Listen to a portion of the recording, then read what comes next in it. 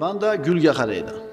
Rangiga, shakliga, rangiga, hidiga, qushlarning rang-barangligi, ularning shakliga, go'zalligiga qaraydi-da, aqli lol qoladi. Albatta bu go'zalliklarni yaratgan zot ham o'zi albatta go'zal bo'lgan zot. Ba'zida ana shu bir ayrim mahluqlarda chiroyi, go'zalligini qarab bizni hayrat ushlaydi. Lol qolamiz. Tilimiz kalima kelmay qoladi-da subhanalloh deb boramiz. Agar mahluq shunchalik chiroyli bo'lsa, uni mana shu yo'qdan bor qilib shunday chiroyli qilgan Alloh taolo o'zi qanday go'zal ekan. Bir qushni ko'rsatishyapti, mana kallasining rangini o'zgartiryapti, sayrayapti, bir qush to'lyapti, pat. Tasavvur qiling. Sariq bo'lyapti, qora bo'lyapti. Buni ko'rib turib, lol qilmay ilojingiz yo'q. Mana shu Alloh taoloning go'zal san'atini ko'rgan, mana degan muhandislar, me'morlar Allohning san'atiga qoyil qoladi-da, undan ilhomlanadi. Alloh taolo al-Jamil, go'zal bo'lgan zot.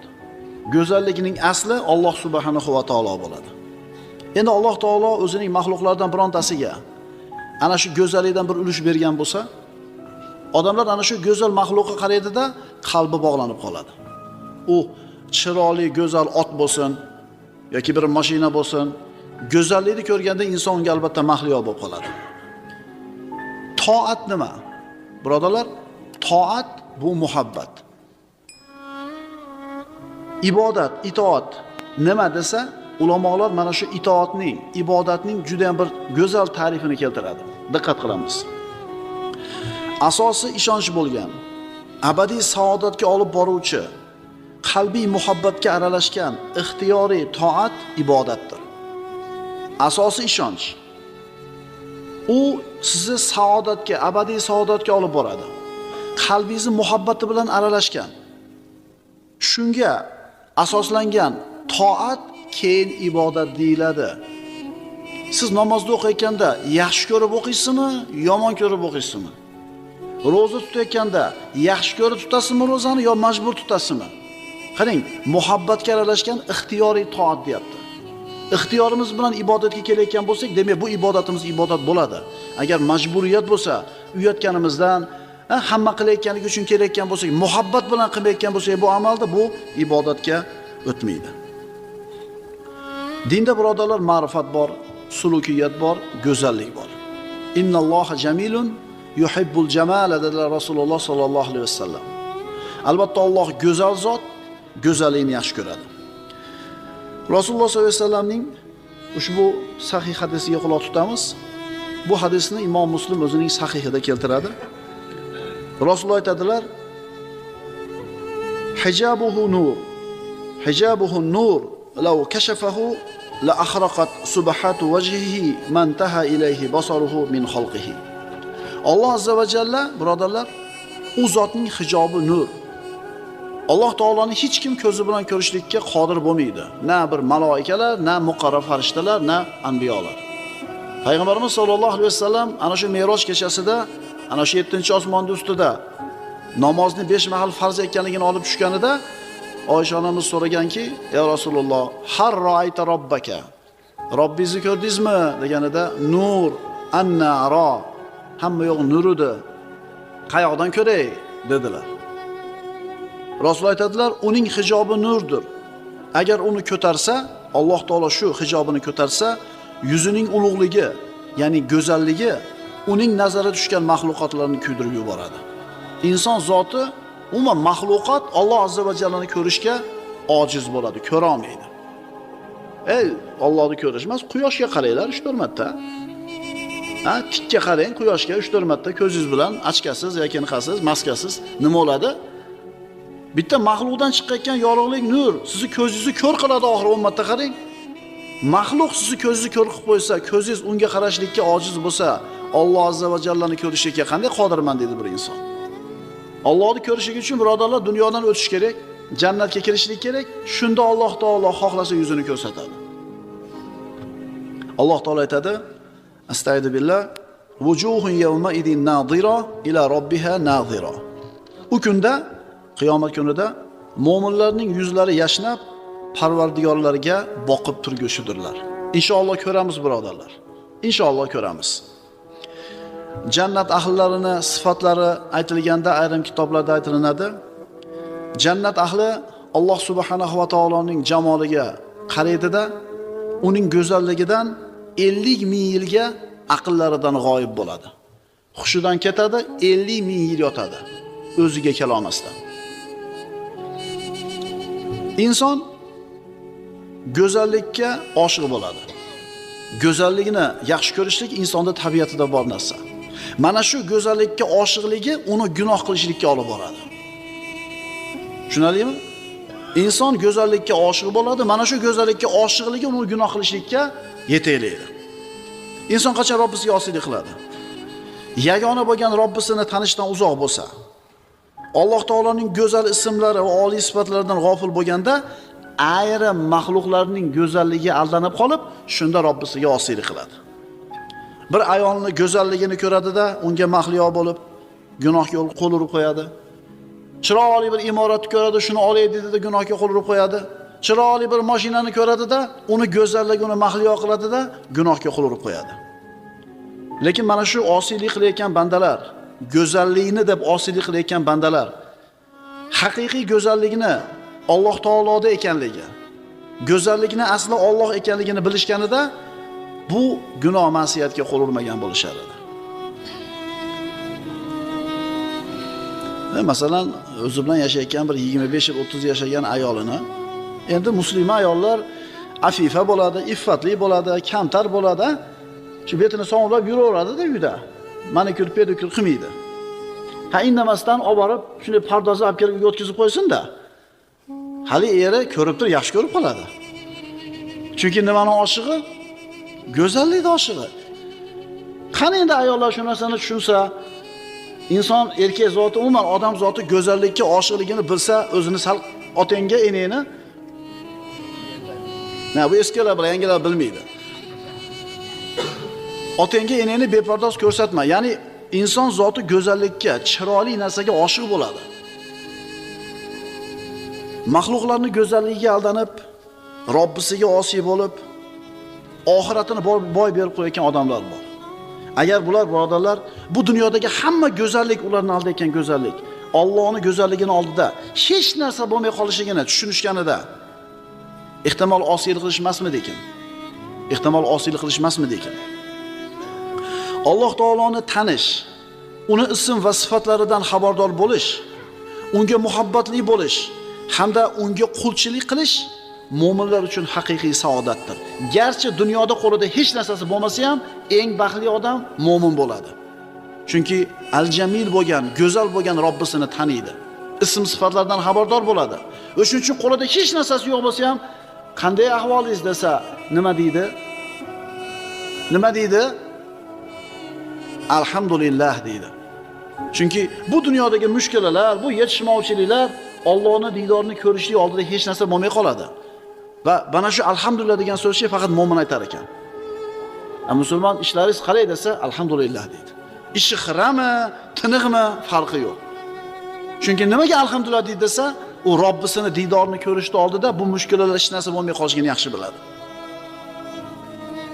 Ayrim insonlar musulmon kishi dunyoni go'zalliklaridan mahrum deb o'ylashadi. O'zini ibodati bilan, taqvosi bilan dunyoda ko'p bir xayriyatlaridan, go'zalliklardan mahrum bo'ladi deb o'ylaydilar. Lekin haqiqatda-chi? Haqiqatda buni aksi bo'ladi. Alloh taolo o'ziga oshiq bo'lgan mo'min bandasini qalbiga shunday bir narsani berib qo'yadi. U xoh rahmat deng, xoh sakinat deng, nima desangiz deng, lekin mana shu Alloh taolo berib qo'ygan narsasi insonni eng saodatli insonga aylantiradi. Musulmon kishini eng saodatli bandaga aylantiradi, garchi qo'lida dunyoda bir tiyin ham bo'lmasa ham. Mana shu xotirjamligi Alloh taolo solib qo'ygan, mana shu rahmatni Alloh olib qo'ysa, bu inson o'zini dunyodagi eng baxtsiz inson deb biladi. Garchi dunyoning hamma matohini qo'lida bo'lsa ham. Yunus alayhisalom Ba'ladxonga tushib dengizga kirib ketdi. Nima deb duo qildi? La ilaha illa anta subhanaka inni kuntu minaz zolimin. Parvardigor, sendan o'zga iloh yo'q, albatta men o'zimga o'zim zulm qilganlardan bo'ldim. Ya'ni senga osiylik qildim, eng baxtsiz inson bo'lib qoldim. Musulmon odam savobli ish qilganda, Alloh rozi bo'ladigan ishni qilib, shunga muvaffaq qilganda shunaqa saodatni his qiladi o'zida. To'g'rimi? Hech kimga bildirmasdan bir muhtoj odamning mushkulasini hal qilib qo'ydingiz. Xursand yuribdi. Hech kimga bildirmaysiz, shunaqa xotirjamlik his qilasiz. Bu faqat mo'minga beriladigan narsa. Alloh azza va jalla bu payg'ambarini duosini ijobat qildi, najot berdi. Muhammad sallallohu alayhi vasallam Quraysh quvib chiqdi Makkadan. Rasululloh Savr g'orida o'zini hamrohi Abu Bakr Siddiq roziyallohu anhu bilan o'tiribdi-da, mana shunday holatda, quvg'inda qochib g'orda o'tirgan bo'lsa ham, Rasululloh sollallohu alayhi vasallam eng baxtli inson edi. Chunki u zotning qalbiga Alloh taolo sakinatni, xotirjamlikni bergan edi.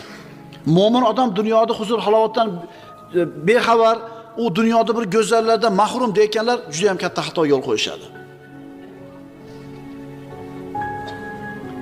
Agar bir odam dunyosi keng bo'lsa, mansabi katta bo'lsa, ammo Allohni tanimagan bo'lsa, agar Alloh subhanahu va taolo tanimagan bo'lsa, bu eng baxtsiz, badbaxt inson. Insonning qalbida bir bo'shliq bo'ladi, uni na pul, na mansab, na boshqa narsa to'ldiradi. Dunyoning hamma go'zalligi uning qo'lida bo'lsa ham, uni qalbi taskin topmaydi. Nima uchun? Allohdan uzoq bo'lganligi uchun. Ana shu dunyo egalarini qarasangiz, hamma yo'g'i go'zal. Uyi ham go'zal, mashinasi ham go'zal, hamma yo'g'i go'zal. Lekin nimaga qalbi ularda taskin topib xotirjam bo'la olmaydi? Nimaga saodat yo'q? Chunki go'zallikda asli bo'lgan Alloh taolo uchun ularning qalbida joy yo'q. Haqiqiy saodat nimada? Kimdir farzandda deydi. Kimdir sog'likda deydi. Kimdir boylikda deydi. Kimda nima yo'q bo'lsa, saodatni shu narsada deb biladi. Saodatning haqiqiysi qanaqa bo'ladi? Haqiqiy saodat qanaqa? Alloh taoloning o'ziga yaqin bo'lish bilan baxtli bo'lishingni his qilsang, shuni tushunsang va Allohga yaqin bo'lsang, sen eng baxtli insonsan. Insonda saodatli, baxtli bo'lishligi na millatiga, na puliga, na bir boshqa narsasiga qaralmaydi. Allohga qancha yaqin bo'lsangiz, shuncha saodatli bo'lasiz. Hayotingizda mo'min banda siz shunday saodatni his qila olmayapsizmi? Demak, Allohga yaqin emas ekansiz. Agar Allohga yaqin bo'lganingizda, sizdan baxtli inson bo'lish kerak emas edi. Chunki Alloh taolo aytadi: "Ala bi zikrillahi tatma'innul qulub." Ogoh bo'lingiz kim? Albatta qalblar Allohni eslash bilan, Allohni zikri bilan oromlanadi. Allohga yaqin bo'lish bilan inson baxtli bo'lar ekan. Allohdan uzoq bo'lishligi bilan dunyoni hamma go'zal matohi qo'lida bo'lsa ham, bu inson baxtsiz bo'ladi. Dalil: Astagfirullah, "Va man a'rada an zikri fa inna lahu ma'ishatan danka." Alloh taolo aytayapti, kim mening eslatmamdan yuz o'girsa, ya'ni Allohning shariatidan, dinidan yuz o'girsa, bas unga tanglik hayoti bo'lur. Allohdan uzoq bo'lgan bandaning hayoti tang bo'ladi. Ulamolarning so'ziga quloq tutamiz. Ularga savol berildi. Nima uchun ayrim boylar va ayrim bir mansabdor odamlar hayotida saodatni, baxtni topa olmaydi? Agar qarab ko'radigan bo'lsangiz, o'sha dunyoviy go'zalliklarda hammasi ularning qo'lida. Odamlar aytolmayotgan chiroyli uy, mansab, mashina, jihoz, hamma narsasi chiroyli. Nimaga bular saodatli emas? Shu narsasi yo'q odamlar saodatni dunyoni go'zalliklarida deb biladi. To'g'rimi? Dunyosi zo'r bo'lgan odamni ko'rganda mana shu odam baxtli odam deb o'ylaydi. Albatta bu noto'g'ri tushuncha, birodarlar. Javob shunaqaki, ha, unday kishilar baxtsiz. Ularning baxtsizligi molini ozligida emas. Ularning baxtsizligi qalbini torligida. Insonning qalbida bir bo'shliq bor, uni Allohga bo'lgan muhabbatgina to'ldira oladi. Alloh taolo bergan sakinatgina to'ldiradi. Dunyoda matoh emas. Bo'lmasam qaranglar, birodarlar, katta-katta korporatsiyalarda egalari. Milliardlagan, trilliardlagan pul bor. Haligi pullarini seyfidan ochib turib, nonda siz yegandaqa bir pachka $100 olib, chaynab yeb tugata olmaydi umrining oxirigacha. Shunaqa ko'p puli. Lekin nimaga yana intilyapti ular shu pulni ko'paytirishga? Chunki biz aytayotgan boyagi bo'shliqni ular pul bilan, dunyoni matohi bilan to'ldiraman deyishuvdi. Bu chuqurlik to'lmas edi. Shuning uchun aytiladi, dunyoda jannatning bir ko'rinishi bor. Kim shu jannatga kirmasa, oxiratdagi jannatga kirmaydi. Jannatliklarda hayotidan bir shingil bor. Kim mana shu bir shingil hayotga kirmasa, oxiratdagi jannatga kirmaydi. Qaysi jannatda u desa, Allohning zikri bo'ladigan majlis, ilm majlisi. Mana ilm majlisida o'tiribmiz. Kirganimizda kayfiyatlar har xil edi, asablar har xil edi, iqtisodiy, siyosiy, ijtimoiy ahvol har xil edi, lekin bilasizmi? Ma'ruza tugagandan keyin qarasangiz, hammani qalbi bir xil sakinat topib qoladi. Nimaga desa hozir aytayapmiz. Ogoh bo'ling, qalblar Allohning zikri bilangina orom oladi. Shuncha aytiladiki, bechora dunyo ahllari dunyoga kelib ketishdi-yu, ammo undagi eng go'zal narsani totishmadi. Nima edi u? Allohning zikri, ilm majlisi, ibodat edi. Nimaga konsertlarga boriladi? Nimaga o'yingohlarga, nimaga ko'ngil yozar joylarga odamlar to'p-to'p bo'lib boradi? Nimaga? Yana konsertlarda to'lib yotibdi. Qadagi yolg'on gapiradigan, fahshni gapiradigan, fisq fujur gapiradigan masxaravozlarda atlar ham ko'payib ketgan. Mana shu guruhi, mana jamoasi minglagan odamlar kelib tomosha qilib o'tiradi o'sha yerda. Konsertlarga boradi, shoular bo'ladi. Haligi spektakllarni qarasangiz, haligi nimaga boradi shu konsertlarga? Bir o'ylab ko'rganmisizlar? Falon jamoani deydi, konsertini ko'rib keldim deb faxrlanyapti. Nimaga konsertlarga boriladi? Nimaga o'yingohlarga, nimaga ko'ngil yozar joylarga odamlar to'p-to'p bo'lib boradi? Nima uchun jamlanishadi u yerda? Nimani istaydi ular u yerdan? U yerda nima bor? Qo'shiq bor, raqqosalar bor, taomlar bor. O'zlarini saodatini shu narsalarda totishda, shu yerda bo'lishlarida biladi. O'sha yerga kelsa qalbi taskin topgandek bo'ladi. Mushkullarni unutgandek bo'ladi. Xo'p, konsert tugagandan keyinchi bir oz taskin topganga o'xshaydi, lekin haqiqatan taskin topadimi? Bular qayerga borib qalbi taskin topish mumkinligini bilmaydi bular. Bular maqsadni, niyatni noto'g'ri qilgan. Agar mana shu odamlar Alloh taologa iqbol qilishganida haqiqiy saodatni his qilgan bo'lishar edi. Va bu saodat vaqtinchalik bo'lmas edi. Abadul abad sakinatidir bu. Boy bo'lganingizda ham zo'r edingiz, kambag'al bo'lganingizda ham zo'rsiz, kasal bo'lganda ham alhamdulillah, sog' bo'lganda ham Allohga hamdlar bo'lsin. Abadiy sakinat, abadiy xotirjamlik birodarlar Allohning shariatida, Allohning dinida bo'ladi. Shuning uchun Alloh taoloni tanigan mo'min hech qachon baxtsiz bo'lmaydi. Chunki kim bilan muomala qiladi u? Yagona bo'lgan, tengsiz bo'lgan, kuch-qudrat egasi bo'lgan, go'zal bo'lgan, hamma yaxshiliklar uni qo'lida bo'lgan Alloh taolo bilan muomala qiladi. Mo'min kishi Allohni tanib turib baxtsiz bo'lishi mumkin emas. Mo'min kishi Allohni tanib turib baxtsiz bo'lishi mumkin emas. Allohni tanish bilan baxtsizlik billa bo'la olmaydi. Xuddi o't bilan suv billa bo'la olmaganidek. Endi siz mo'min bo'lib turib, ibodatda bo'lib turib, halol bo'lib turib, o'zingizni baxtsiz his qilayotgan bo'lsangiz, demak siz Allohni tanimabsiz hali. Bu darslarimiz siz bilan bizga Robbimiz azza va jalla tanityapti. Tushunarlimi? Jasadimiz shu yerda bo'lgandek, ruhimiz ham shu yerda bo'lsin-da, bir haftaga zarar topib ketamiz, bir hafta yuramiz maza qilib. Ya boradi, konsertni ko'rib keldi, bir hafta maqtanib yurasiz, zo'r narsa emas. Keyinchi gunoh ma'siyatga, fahsh fujurga guvoh bo'lib kelding. Mo'min odamning qalbi taskin topadigan joy Allohning zikri, ibodati, Qur'oni. Lekin qaranglar, qarab ketyapmiz. Go'zallikda, sakinatda, xotirjamlikda qadr istayapmiz. Demak, Allohni tanigan mo'min hech qachon baxtsiz bo'lmaydi. Allohni tanigan mo'min hech qachon baxtsiz bo'lmaydi. Asarlarda keltiriladi. Ya ibn Adam, utlubni tajidni. Iza wajadtani wajadta kulla shay. Ey odam bolasi, meni izlab topasan. Agar meni topsang, hamma narsani topding. Agar meni topmasang, meni yo'qotsang, hech narsani topmading. Shuning uchun qaytarib aytyapmiz. Allohni tanigan mo'min hech qachon baxtsiz bo'lmaydi. O'zimizda shu saodatni his qilmayapmizmi? Demak, Allohni tanimabmiz. Inson go'zallikning oshig'i dedik. Chunki Alloh taolo insonni mana shunday qilib yaratdi. Go'zallikka oshiq. Diqqat qilinglar. Deyarli hammamiz bilgan haqiqat. Inson hayotida bir go'zallikni ko'radida, shu go'zallikka yetishlikni qasd qiladi. Yerni, mana shu dunyoni go'zalliklaridan, umrini shu narsaga sarf qiladi. Masalan, boylik, mansab, hamma narsada o'ylaydi. Hamma narsa shu boylik bilan mansab. Umrini borini sarflaydi. Hamma imkoniyatini sarf qiladi. Erishganidan keyin shu boylik yoki mansabga o'zi uchun bir achchiq haqiqatni kashf qiladi.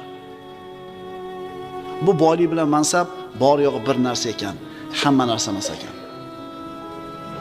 Bu boylik bilan mansab bor yo'g'i bir narsa ekan. Endi dunyodan chiqib ketayotganda shu boylik bilan mansab hech narsa emasligini tushunadi. Inson bolasi bir go'zal ayolga yetishlikka intiladi. Mana shu go'zal ayolga yetishlikni dunyodagi eng asosiy narsa. Hamma narsa deb biladi shuni. Umrini sarf qilib shu ayolga yetishganidan keyin o'zi uchun achchiq haqiqatni kashf qiladi. Ayol hamma narsa emas ekan, bor yo'g'i bitta narsa ekan. Ammo dunyodan chiqib ketayotganda bu ayol hech narsa emasligini tushunadi. Bu dunyoda insonning qalbiga doimiy xotirjamlikni, doimiy saodatni olib keladigan hech narsa yo'q. Chunki dunyo o'zi vaqtinchada, qaranglar. Ko'ring, ko'zingizga chiroyli ko'ringan bir imoratni sotib oldingiz. O'tdek ko'rinardi, go'zallikda bir ramzi. 1 oy, 2 oy quvonib yashaysiz. Keyin oddiy bo'lib qoladimi uy? Yangi chiqqan modeldagi mashinani bir narsa qilib harakat qilib olasiz. 3 oy, 4 oy mingandan keyin nima bo'ladi? Undan ham zerikasizmi? Inson zotini qalbi to'ymasligini bilgan, inson zoti go'zallikka intiluvchi ekanligini bilgan kompaniyalar mana shu nozik joyimizdan juda chiroyli foydalanadi. To'g'rimi? Restyling versiyasi mashinani deydi. O'zi avval chiqayotgan mashina edi, shunday nikel qo'shib qo'yadi, stopini boshqacha qilib qo'yadi, bokovoyni boshqacha qilib qo'yadi, bo'ldi, restyling. Undan ham zerikasizmi? Inson go'zallikka oshiq bo'ladi, go'zallikka to'ymaydi, lekin Allohga oshiq bo'ladigan bo'lsa, Alloh taoloning jamoliga oshiq bo'ladigan bo'lsa, bundan zerikmaydi. Siz dunyo maydonida katta muvaffaqiyatga, yutuqqa erishgan kishilarning hayotiga qarasangiz, hayotidan zerikkanligini ko'rasiz. Nimaga desangiz, intiladigan maqsadi qolmadi. Dunyoni hamma xayriyatlarga erishib bo'ldi. Katta yutuqlari ham ular uchun nima bo'lib qoldi? Oddiy narsa bo'lib qoldi. Zerikadi hayotidan. Zerikish bor hayotida. Shuning uchun mo'min banda Allohning go'zalligiga, Allohning jamoliga oshiq bo'ladi-da va bu dunyoda u maqsadga yeta olmaydi. Tushunarlimi? Yeta olmaysiz u maqsadga, chunki inson omonatni topshirmay turib, o'lmasdan turib, jannatga kirmasdan turib Allohni ko'ra olmaydi. Shuning uchun umrining oxirigacha uni hayoti nima bo'ladi? Zerikishlik bo'lmaydi unda. Hayoti bizni tilda aytgandek yigitlarning hayoti doim intilish bilan bo'ladi. Hayoti hamisha bahor bo'ladi. Chunki hamma imkoniyatni ishga solganda ham Allohning jamoliga bu dunyoda yeta olmaydi. Maqsad doim turadi oldida. Mahallada chempion bo'ldingiz, chempion. Rayonda chempion bo'ldingiz, oblastda chempion mir bo'ldingiz, mana allanib kelsin, mana oxiri. Keyinchi? Keyin nima qoladi? Dunyoni go'zalligiga intilgan, unga yetgan odamlar albatta zerikadi undan. Chunki bu dunyoning go'zalligi insonning qalbiga xotirjamlikni bermaydi. Shomlik ulamolardan biri 90 dan o'tdi. Qaddi qomati 10 da. Tishlari, quloq, hamma a'zolari ishlaydi. So'rashdi, qanaqa qilib erishdingiz bu narsaga? Aytdiki, bu a'zolarni Alloh taolo bizga omonat qilib bergan edi. Allohga oshiq bo'lgan bu banda bu omonatlarda harom xarajlarni ehtiyot qiluvdi, yoshligida ehtiyot qiluvdi, qariganida Alloh taolo ular uchun ehtiyot qilib berdi. Shuning uchun aytiladi: "Man asha taqiyan, asha qaviyan." Kim taqvodor bo'lib yashasa, kuchli bo'lib yashaydi. Jismonan ham kuchli bo'ladi, ruhan ham kuchli bo'ladi. Ancha-muncha mushkulalarda kelganda boshiga sinib qolmaydi. Ruh tushunlikka tushib ketmaydi. Chunki man asha taqiyan, asha qaviyan. taqvodor bo'lib yashagan odam albatta quvvatli bo'lib yashaydi. Nima uchun musulmon kishining uyi, kiyimi, mashinasi, uy-joy go'zal bo'lmasligi kerak? Biz go'zal degandachi, albatta dabdabani, hashamatni, isrof nazarda tutayotganimiz yo'q. Sodda bo'lib turib chiroyli bo'lishi mumkin. Oddiy bo'lib turib pokiza bo'lishi mumkin. Tartibli bo'lishi mumkin. O'ziga yarashgan kiyim bo'lishi mumkin. Rangi-rangiga to'g'ri kelgan kiyim bo'lishi mumkin. Albatta yangi degani emas, albatta qimmati yangisi degani emas, birodarlar. Innalloha jamilun yuhibbul jamal. Albatta Alloh go'zal zot, go'zallikni yaxshi ko'radi. Payg'ambarimiz sollallohu alayhi vasallam sahobalari bilan Madinaga qaytib kelar ekanlar, safarlarning birida aytadilar: Abu Dardo roziyallohu anhudan innakum qodimuna ala ikhwanikum. Albatta sizlar o'zingizlarda birodarlaringizning oldiga kelyapsizlar. Fa aslihu rihalakum va libasakum. Kiyimingizlarda, ulovingizlarda isloh qilib chiroyli qilib olinglar. Hatta takunu fin nasi ka'annakum shammatun. Odamlarning yuzidagi holdek ajralib turadigan bo'linglar. Biz kiyimimizni toza qilayotgandagi maqsadimiz mana shu. Odamlarning yuzidagi holdek namuna bo'lib ajralib turishlik maqsadimiz. Undan maqsadimiz Alloh subhanahu va taoloning roziligi. Mashinangizni toza tutayotganingizda niyat yangilab qo'ying. Alloh yaxshi ko'radi chiroyli bo'lganda, pokiza bo'lganda. Oyoq kiyimingizni shangini artayotganda niyat yangilab qo'ying. Alloh pokizani yaxshi ko'radi, go'zalni yaxshi ko'radi. Har kuni kiyiminglar yuvadi, har kuni dazmollaydi. Chiroyli qilib chiqaradi uydagilar sizlarda. Nima maqsadda? Tushunarli birodarlar? Bizni ustimiz chiroyli bo'lishligi ustimizdagi bu xohishimizdagi ish emas bu. Bizdan shariat talab qilayotgan ish bu. Tashqi ko'rishimizni chiroyli qilib olib yuraylik. Chiroyli qilib olib yuraylik. Mo'min kishi pokiza bo'ladi, didli bo'ladi, nozik tabiatli bo'ladi. Mana shu narsa odamlarning unga qarab iqbol qilishiga sabab bo'ladi. Agar buni teskarisi bo'lsa-chi, farosat yo'q bo'lsa, yurish-turish iflos bo'lsa, tartib bo'lmasa hayotida, bu narsa odamlarni undan bezdiradi, qochishiga sabab bo'ladi. Shuning uchun qaranglarda, dunyoda yurgan dunyo ahllari bu narsani yaxshi biladi. O'shuning uchun do'koniga kirsangiz, gard yo'qmaydi do'konida. Hamma polkalari o'rnida terilgan. Muomalasi chiroyli, xonasini chiroyli artib qo'ygan. Keling taqsir deydi, qo'lingizga kofe tutadi. Shu go'zallik, shu chiroyli muomala, go'zal so'zlar sizni nima qiladi shu do'konga? Qarang, dinni bilmagan, ammo insonni bu yerga tabiatini bilgan dunyo ahllari mana shuna qilib odamlarni nima qilyapti? O'ziga jalb qilyapti. Mana shu hadis birodarlar, innalloha jamilun yuhibbul jamal bizning hayotimizning shiori bo'lishi. Nimaga masjidlarimiz chiroyli bo'lishi kerak emas? Nimaga ko'chalarimiz chiroyli bo'lishi kerak emas? Nimaga uylarimiz go'zal bo'lishi kerak emas? Alloh taolo aytadi: "Huwa ansha'akum fiha wasta'marakum fiha." U zot sizlarni yerdan paydo qilib, unga joylashtirdi. Modomiki shu yer bizni vatanimiz ekanmi? 50 yil, 60 yil, 70 yil, shu uyda 30-40 yil yashaymiz ekanmi? Uylarimizni go'zal qilib chiroyli tutishligimiz birodarlar shariatning talabi. Dinni tushunmagan, dinni, ruhini tushunmagan ayrim soxta taqvodorlar agar g'arblilarni ko'chalardagi go'zalligini, ekilgan gullarni, pokizaligini maqtab gapirsang, ha, ularga dunyoni berib qo'ygan, bizga oxiratni bergan deydi. Bu kalta fahmlikdan boshqa narsa emas. Kim aytdi musulmon odam go'zal bo'lmasligi kerak, borlig'i? Uyi, joyi, kiyimi, mashinasi. Ha, ularning dunyosini bergan bizga, ha, seniki ham chiroyli bo'laversin. Kim aytdi islomda pokizalik, go'zallikka e'tibor yo'q deb? Innalloha jamilun yuhibbul jamal. Albatta Alloh taolo go'zal zot, go'zallikni yaxshi ko'radi. Birodarlar, go'zallik nima desa, birinchi navbatda biz uchun ukalar, tushuninglar, odob. Odob. Eng birinchi go'zallik odob. Keyin tashqi ko'rinishimiz, keyin shakldagi go'zalligimiz.